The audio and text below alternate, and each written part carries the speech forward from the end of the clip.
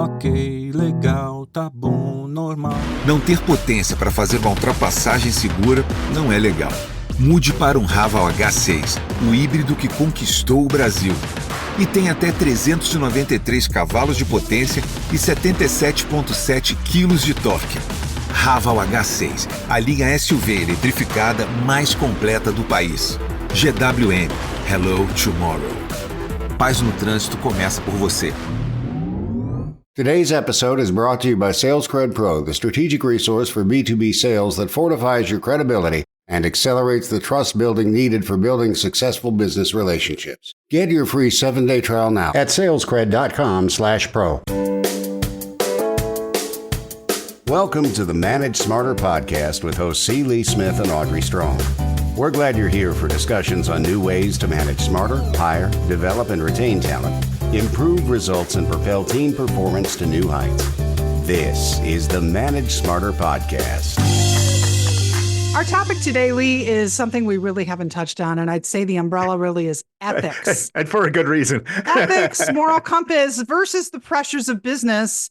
Where's the line that you don't cross over? Our expert today has it's kind of mind-blowing, deep life experience, both personally and in his career, to teach us about what to do when it comes to moral integrity versus your ambitions in business. That is the balance.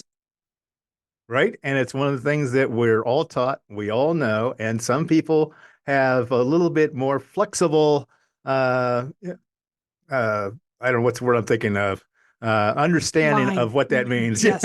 Rules for me, not for thee. Or oh my God, thee, it's not my for pet me. peeve. It's my pet peeve. So yes, we're going to touch on that today because that is a credibility killer for executive management. Exactly. Welcome to Manage Smarter, everyone. We're so glad you're here. I am Audrey Strong, the Senior Vice President of Communications here at Sales Fuel. And I'm C. Lee Smith. I am the CEO and founder of Sales Fuel. Okay, strap into your chair, folks. We've got Thomas Beaner today. He's a securities attorney turned author whose new book, It's Better to March in Circles Than Not March at All, explores his life navigating the complex and high-stakes world of organized crime, law, and loyalty.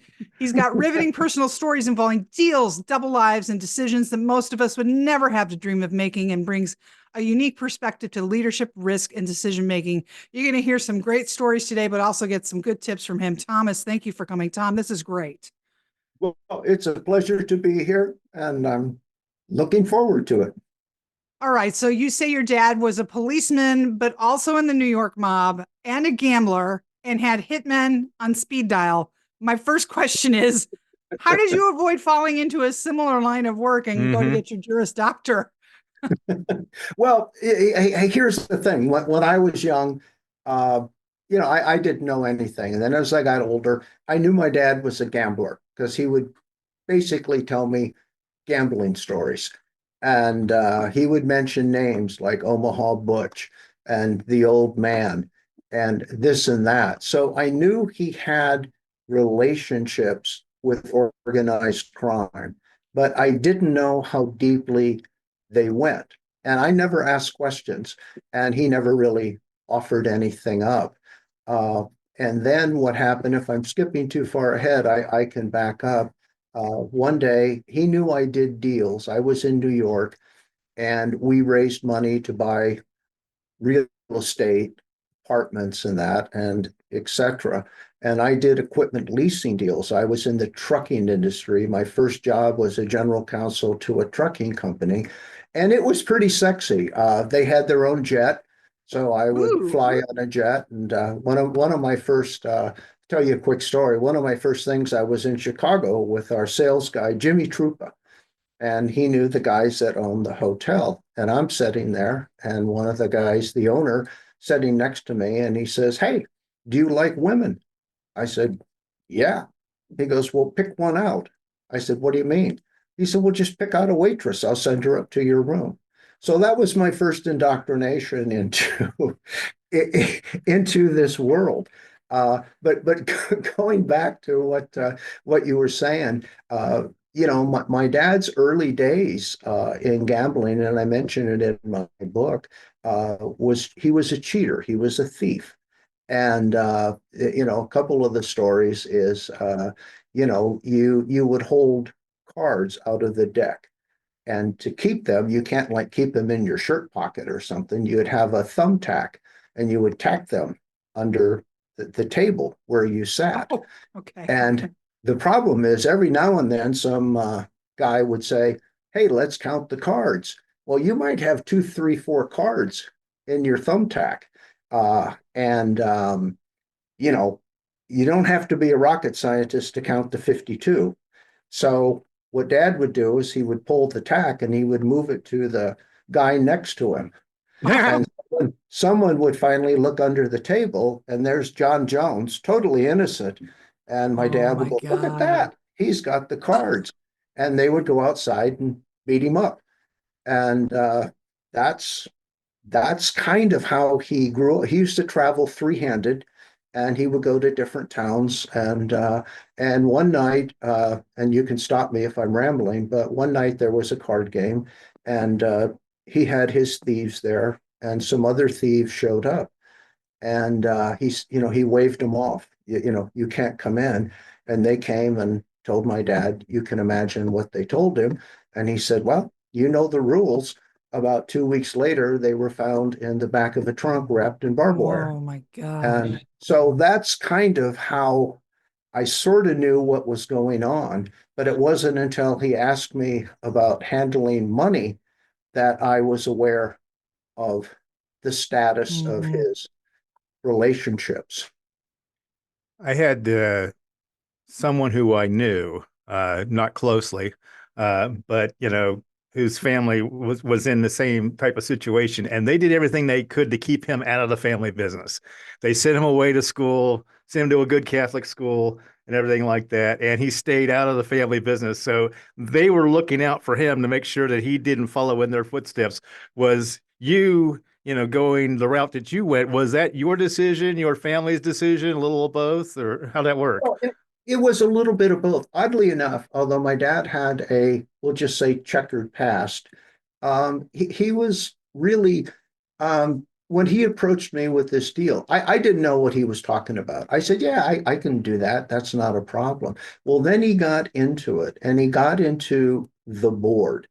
And most people, um, don't even know a board exists. I've talked to different people that I know, and they don't know it exists. But he insisted it did, and I'm validating that.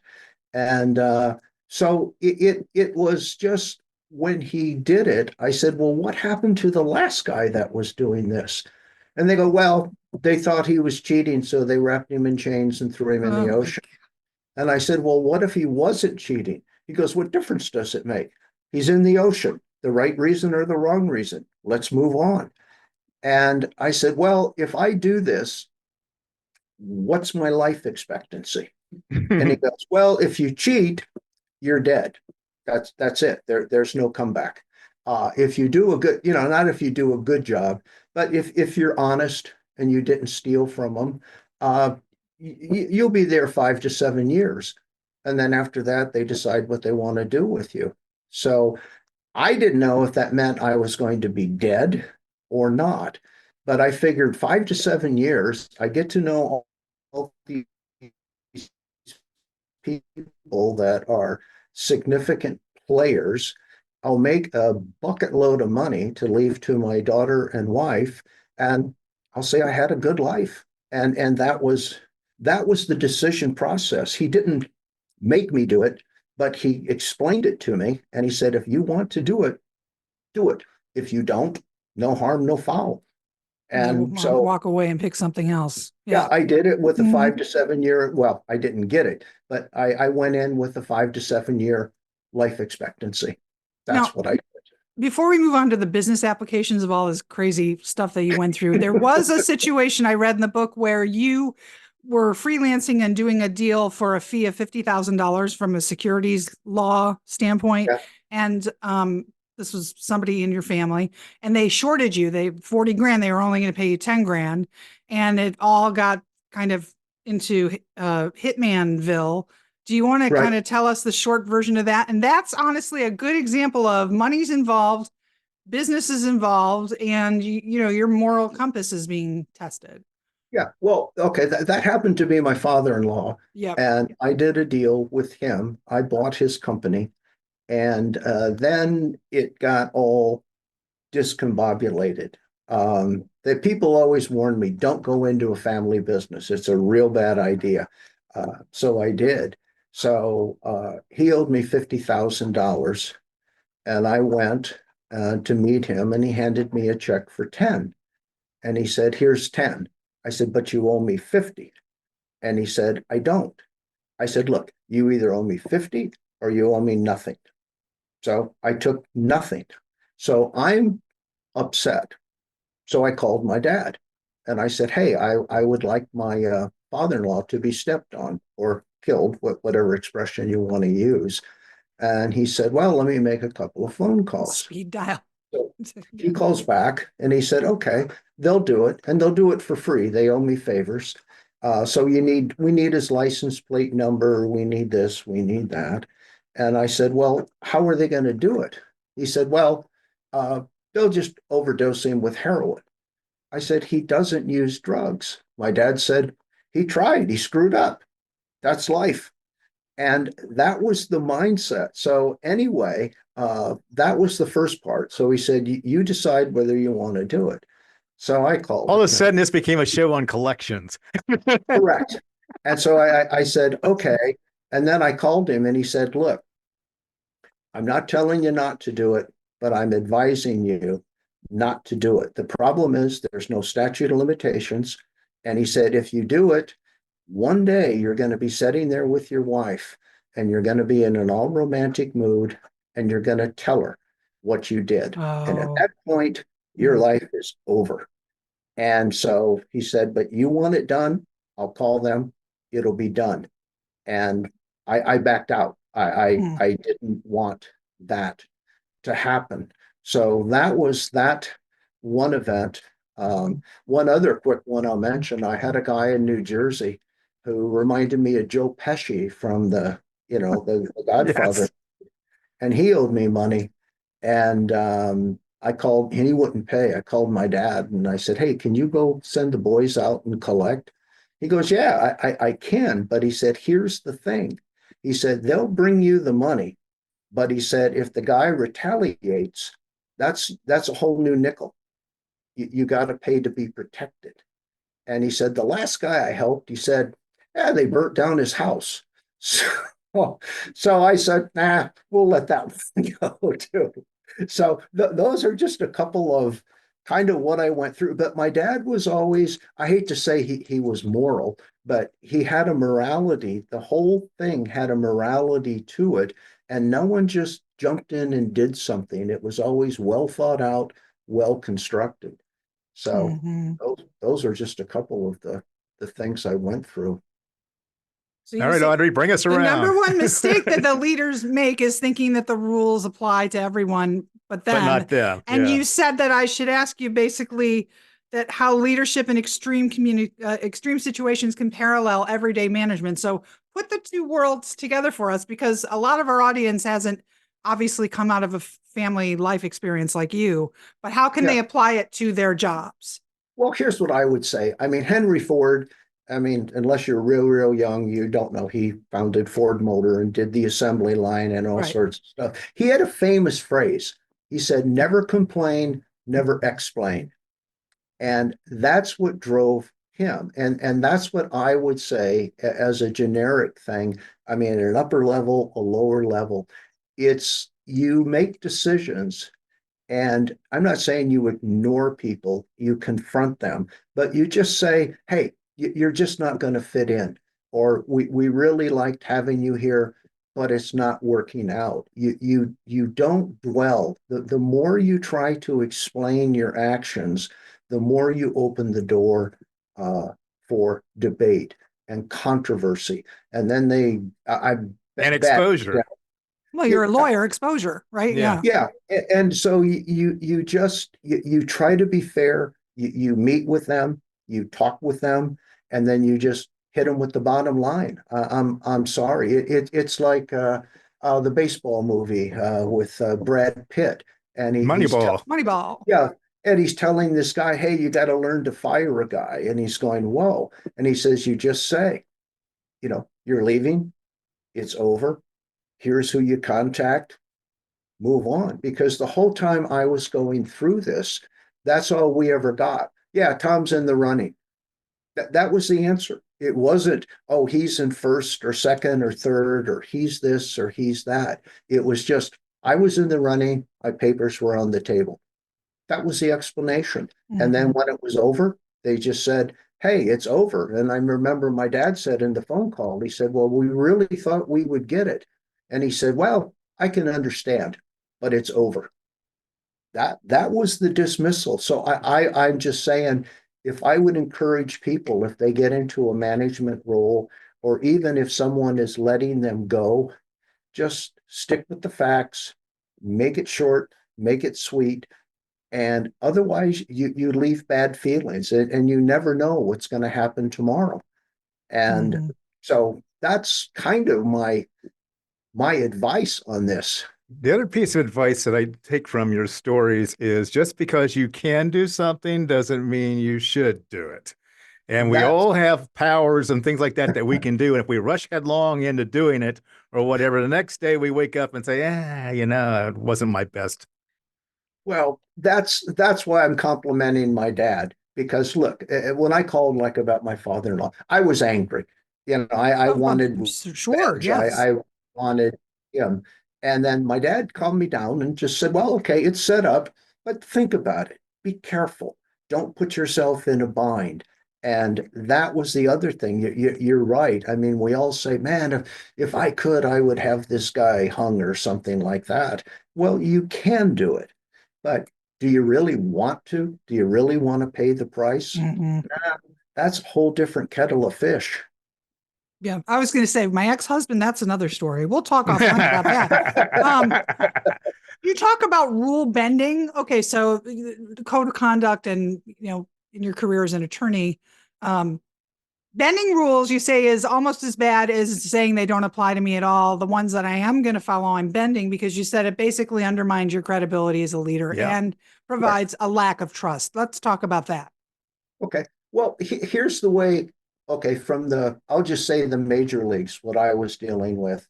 It's okay, you're dealing with a group of people, but you're talking to one head guy. Now, if they have a meeting to decide something, no one ever says, well, let's go wipe out Tom, or let's go do this. They just drop little hints.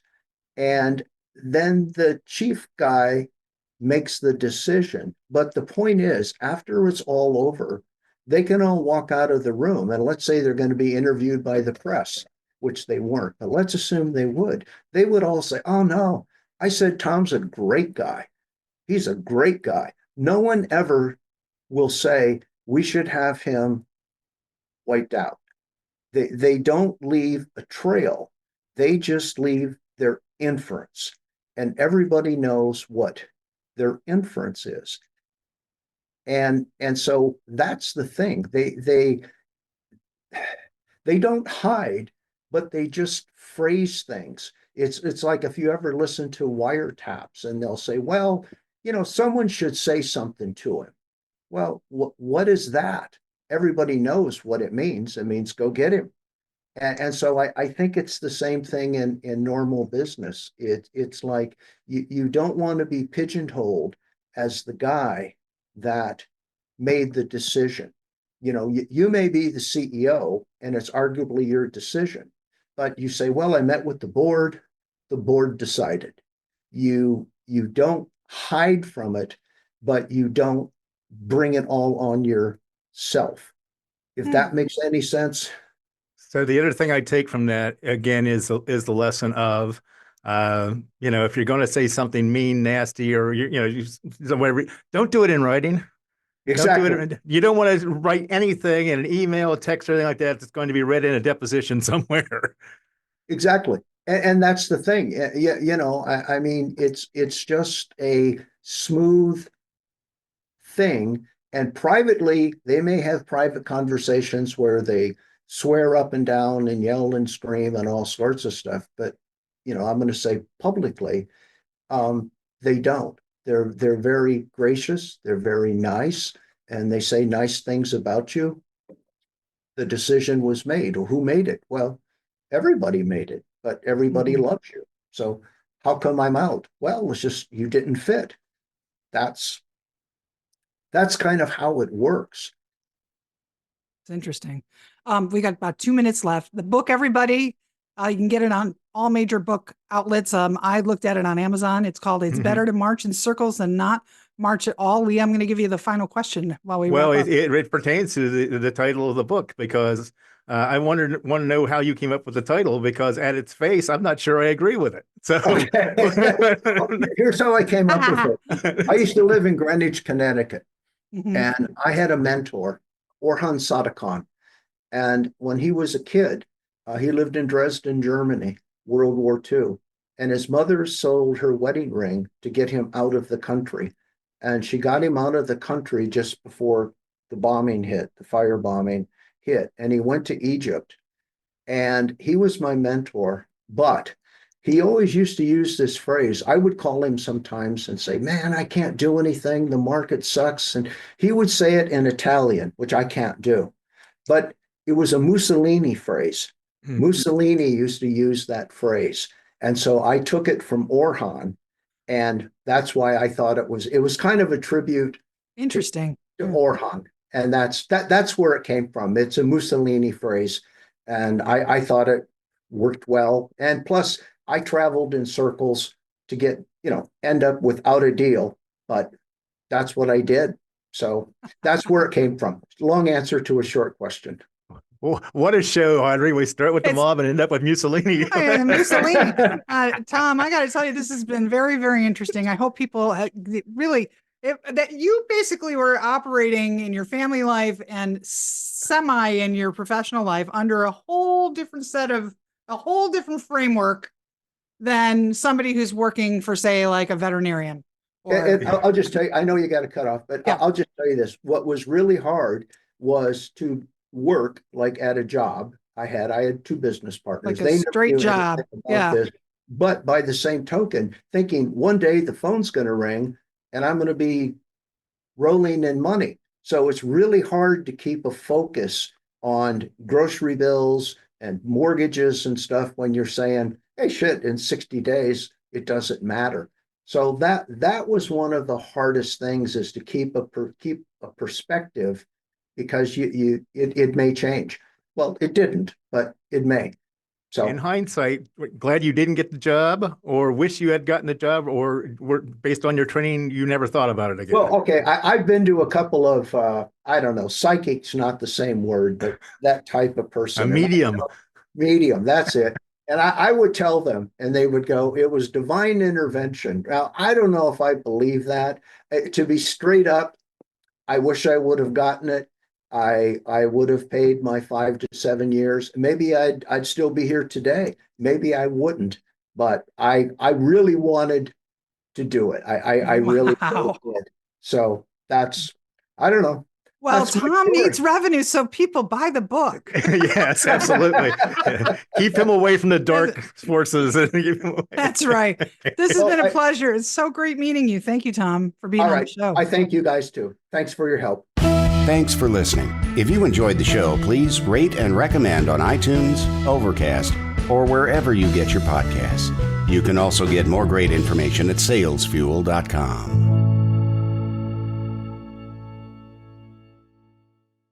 This podcast is a part of the C-Suite Radio Network. For more top business podcasts, visit c-suiteradio.com.